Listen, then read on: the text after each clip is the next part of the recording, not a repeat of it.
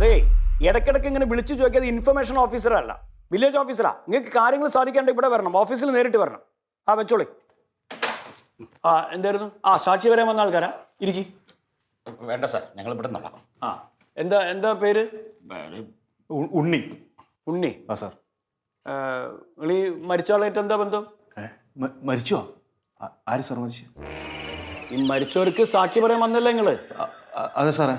മരിച്ചയാളെ അറിയില്ലേ? ഓ അതെ സാറേ. ആരാ മരിച്ചത്? സാർ സാക്ഷി പറയുന്ന ആള് അല്ല, സാക്ഷി ഈ മരിച്ച ആളുടെ പേരറിയോ? ആ സാർ. എന്താണ്? സദാശിവൻ. സദാനന്ദൻ. സദാനന്ദൻ. ഏതെങ്കിലും ഒന്ന് ഉറപ്പിക്കോ, സദാനന്ദനാണോ സദാശിവനാണോ? സാറേ അത് ഒരു ചെറിയ 2 വാക്കിന്റെ വ്യത്യാസമായിരുന്നു സാർ. ഈ 2 വാക്കിന്റെ വ്യത്യാസം ഇവിടുത്തെ ഫയലിൽ വരുമ്പോ വലിയ വ്യത്യാസമാവും, അതാ പറയണത്. വലിയ ശരി സാർ. എന്താ എന്റെ പേര്? ആര് സാറേ? എന്റെ പേരെന്താ? എന്റെ പേര് ഉണ്ണി. എവിടെ എന്റെ സ്ഥലം? ഞാൻ കാസർഗോഡ് മഞ്ചേശ്വരത്തിന്. ഓ, നമ്മളെ കേരളത്തിന്റെ അങ്ങേ അറ്റം. അറ്റത്ത് അല്ല സാറേ, ഒരു 3/4 കിലോമീറ്ററിന്റെ ദൂരമുണ്ട് ഡിഫറൻസ് രണ്ടും കൂടിയിട്ട്. എന്തോ തമാശയാക്കിയ? അല്ല സാറേ. അയ്യോ അല്ല. എത്ര മക്കളുണ്ട്?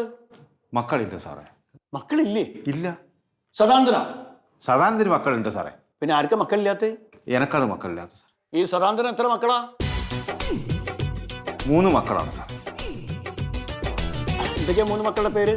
3 മക്കളുടെ പേര്, ഒന്ന് മന്മഥൻ, ആ പിന്നെ മണ്ടോതിരി, പാരിജാതം. പാരിജാതം? പാരിജാതം. പാരിജാതം ഒരു പൂവല്ലേ? അതിനെ പൂവിന്റെ പേര് തന്നുമാവിന്റെ പേര്. ആവശ്യമില്ലാത്തടത്ത് പൂജ കയ്യൊന്നും കൂടി കാണിക്കും. മണ്ടോതിരി, പാരിജാതം.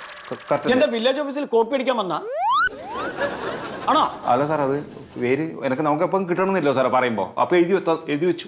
ഒരു കാര്യം ഞാൻ പറഞ്ഞുതരാം. അന്നപ്പോ പിടിച്ച് പോലീസ് സ്റ്റേഷനിൽ ഏൽപ്പിച്ചോണ്ടല്ലോ അഴിയണ്ണു. എന്തിനു സാറേ? കള്ളസാക്ഷി പറയാൻ വന്നേന്. അയ്യോ, കള്ളസാക്ഷിയല്ല, സാക്ഷി പറയാൻ. ഈ സത്യം പറയാ, ആ വീടും കുടുംബക്കാരായിട്ട് എനിക്ക് എന്താ ബന്ധം? ഒരു 500 രൂപേന്റെ ബന്ധം ഇല്ലു. 500 രൂപന്റെ ബന്ധം? എന്താ അത്? അത് സാക്ഷി പറയാൻ പറഞ്ഞു. അപ്പൊ ഒരു 500 രൂപ ഒന്നു ഇത് തിരിച്ചു കൊടുത്തു കഴിഞ്ഞാല് ഞാൻ ഫ്രീ ആയി സാറേ. എന്നാ ചെല്ല്, ആ കൊടുത്ത് ഫ്രീ ആയിക്കാള്. ആ ഇനി ഇമാരി വേലയായിട്ട് ഇങ്ങോട്ട് വരരുത് കേട്ടോ. ഇല്ല, ഒരു വില്ലേജ് ഓഫീസാ അത്. ഒരിക്കലും വരില്ല. പറ്റിപ്പോയി സാറേ.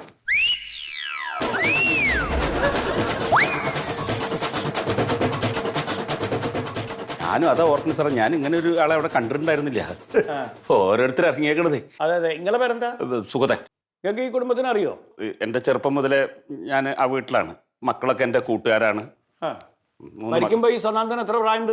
അത് കൃത്യമായിട്ട് അറിയില്ല. ഒരു 75-80 വയസ്സിൻ്റെ ഉള്ളിൽ, 75-76 വയസ്സുണ്ടാവും മരിക്കുമ്പോൾ.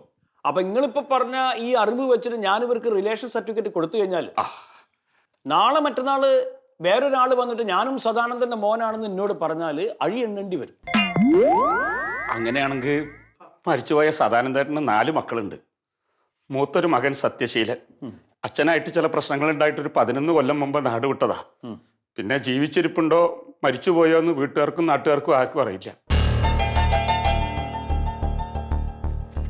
ഇയാള് മിസ്സായിട്ടിട്ട് ഇപ്പൊ എത്ര വർഷം എന്നാ പറഞ്ഞത്? ഒരു 11-12 ഒരു 11 വർഷത്തിന് മേലെയായിട്ടുണ്ട്. ആണല്ലേ? അപ്പൊ കുഴപ്പമില്ല. അതെന്താ സാറേ കുഴപ്പമില്ലാത്ത? അതായത് ഇന്ത്യൻ എവിഡൻസ് ആക്ട് പ്രകാരം ഒരാൾ മിസ്സായിട്ട് 8 വർഷം കഴിഞ്ഞാൽ പിന്നെ അയാളെ പറ്റി യാതൊരു വിവരവും ഇല്ലെങ്കിൽ നമുക്ക് ഡെത്ത് സർട്ടിഫിക്കറ്റ് കിട്ടും. അതെവിടുന്ന കിട്ടുക? പഞ്ചായത്ത് നിന്ന്. ഈ സത്യശീലനെ കാണാനായപ്പോ പോലീസിൽ പരാതി കൊടുത്തിട്ടുണ്ടാവുമല്ലോ? ഉണ്ട് സാറേ, എനിക്ക് നല്ല ഓർമ്മ ഉണ്ട്. ഈ സദാനന്ദേട്ടൻ രാഷ്ട്രീയക്കാരെയൊക്കെ കൂട്ടി സ്റ്റേഷനിൽ പോയി കംപ്ലൈന്റ് ചെയ്തു എന്നൊക്കെ ഉള്ളത് നല്ല ഓർമ്മ ഉണ്ടേക്ക്. അപ്പൊ ഈ പരാതി കൊടുത്ത പേപ്പർ പോലീസ് സ്റ്റേഷനിൽ നിന്ന് വാങ്ങിയിട്ട് RDO ഒക്കെ അപേക്ഷിക്കണം. അപ്പൊ RDO അന്വേഷണം നടത്തും. എന്നിട്ട് കണ്ടെത്താൻ കഴിഞ്ഞില്ലെന്ന് മനസ്സിലായാൽ ലോക്കൽ ബോഡിക്ക് ഉത്തരവ് നൽകും. എന്തുത്തരവ്? ഡെത്ത് സർട്ടിഫിക്കറ്റ് കൊടുത്തോളാൻ പറഞ്ഞിട്ട്. അങ്ങനെ ആ സർട്ടിഫിക്കറ്റ് ഇവിടെ കൊണ്ട് തന്നാൽ ഈ റിലേഷൻ സർട്ടിഫിക്കറ്റ് ഞാൻ അങ്ങോട്ട് തരും. ഈ വിവരം ഒന്ന് മന്മഥനോട് പറഞ്ഞേക്കണം. അത് ഞാൻ പറയാം സാർ. അപ്പൊ വേറെ കുഴപ്പമൊന്നുമില്ല. ഇത് പറഞ്ഞ് ഇത് കൊടുന്ന സർട്ടിഫിക്കറ്റ് കൊടുക്കും. ശരി സാർ. ശരി. ഓ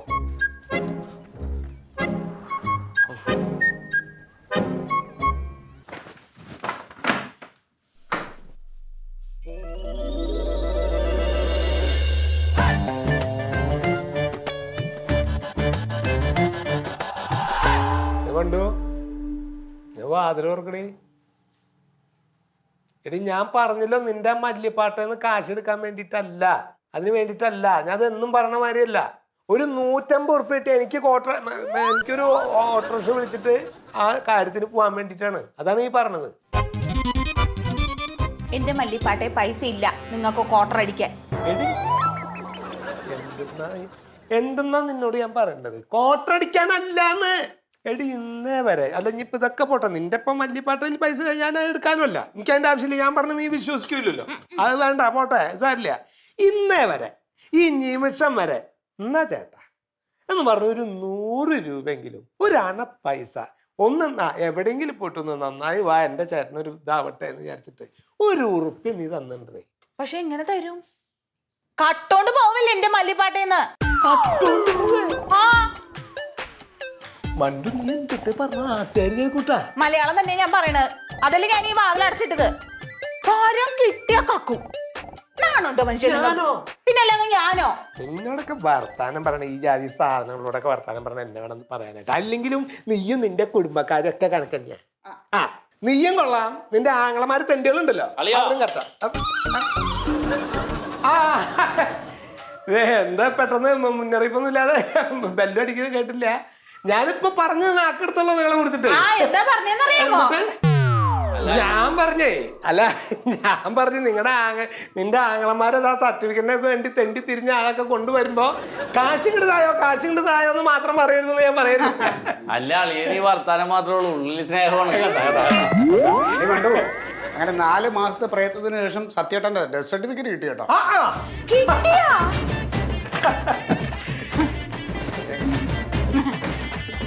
എവിടെ? അപ്പൊ ഇത് ബാങ്കിൽ കൊണ്ട് കൊടുത്ത പൈസ കിട്ടും ഇനി? അത് കൊടുത്താൽ കിട്ടൂല, ഇനിയും കുറച്ച് പണിയുണ്ട് അതിന്റെ പുറകില്. അത് ശരി. നമ്മൾ ഈ ഡെത്ത് സർട്ടിഫിക്കറ്റ് കൊണ്ടുപോയിട്ട് വില്ലേജ് ഓഫീസറുടെ അടുത്ത് കൊടുക്കണം. അപ്പൊ വില്ലേജ് ഓഫീസർ നമ്മുടെ 3 പേരുടെ പേരിൽ റിലേഷൻഷിപ്പ് സർട്ടിഫിക്കറ്റ് തരും. ആ സർട്ടിഫിക്കറ്റ് കൊണ്ടുപോയിട്ട് ബാങ്ക് മാനേജർക്ക് കൊടുത്താലേ നമുക്ക് പൈസ കിട്ടുള്ളൂ. ഓ അങ്ങനെയാണെങ്കിൽ മണ്ടുവിന്റെ കാശ് എന്റെ കയ്യിൽ തന്നാ. അതെ, കാശ് ആരുടെയും കയ്യിലും കാലിലൊന്നും തരൂല, അത് അവരവരുടെ അക്കൗണ്ടിലേക്ക് മാനേജർ തുല്യമായിട്ട് ഇട്ട് തരും. പിന്നെ നിങ്ങൾ ഒരു കാര്യം മനസ്സിലാക്കണം, അപ്പൊ നിങ്ങൾക്ക് അവകാശം കിട്ടണമെന്ന് പറഞ്ഞാൽ നിങ്ങളെ ആങ്ങളമാർക്ക് 2 പേർക്ക് അവരവർക്ക് അങ്ങോട്ട് എടുക്കാം. ഇവൾക്ക് കിട്ടുന്ന കാശ് ഞങ്ങൾ 2 ആൾ വേണം പങ്കുവയ്ക്കാൻ. അതെന്തിട്ട് മനസ്സിലാക്കാത്തെ?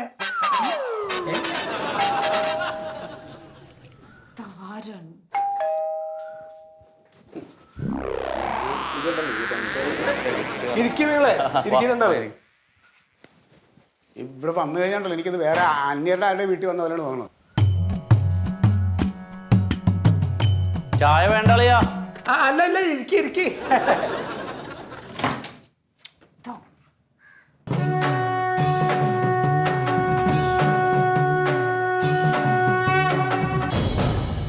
ഇപ്പൊ ഒരവിടെ നിക്കേ. ആള് മരപ്പറ്റിയാണെങ്കിലും നമ്മുടെ കാര്യം നടക്കണ്ടേ, ഒരു മയത്തിൽ നിൽക്ക് ചേട്ടാ. എന്തോന്നേ